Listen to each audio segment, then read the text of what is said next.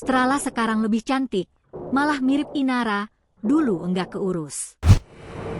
Virgon baru-baru ini membagikan potret terkini putri sulungnya, Starla Rhea, idola Virgon yang akrab disapa Starla.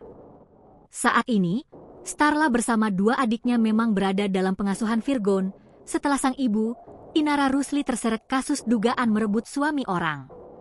Sebagai seorang ayah, Virgo memberikan izin kepada Starla untuk menghilangkan tanda lahir di bawah hidungnya yang selama ini cukup mengganggu penampilan karena ukurannya yang besar.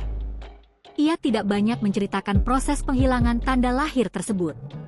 Namun, Virgo memperlihatkan foto terbaru Starla dengan wajah barunya yang kini tanpa tanda lahir. Virgon mengaku dirinya sendiri masih belum terbiasa melihat perubahan penampilan putri sulungnya itu. Masih belum terbiasa lihat Malove nggak pakai tanda lahir, tulis Virgon dalam keterangan foto yang diunggah melalui Instagram Story. Unggahan tersebut kemudian viral dan dibagikan ulang oleh sejumlah akun media sosial. Banyak warganet yang turut memberikan komentar terkait penampilan baru Starla.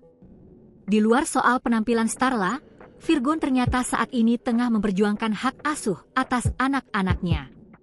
Ia mengklaim telah memiliki sejumlah bukti yang memperkuat posisinya untuk mengambil alih hak asuh tersebut. Jadi gara-gara sertifikat rumah dulu gue beliin atas nama dia, membuat putusan pengadilan agama yang isinya rumah dan mobil jadi harta bersama untuk anak-anak dan gak boleh dijual sampai anak-anak umur 21 jadi gugur, tulisnya.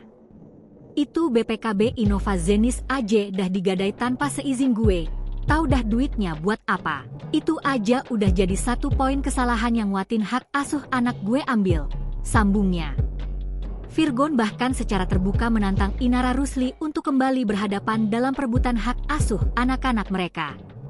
Next episode kita fix urusan anak-anak, tambahnya. Sebelumnya, Inara Rusli memang memenangkan hak asuh atas ketiga anak mereka dan hingga kini masih menempati rumah bersama.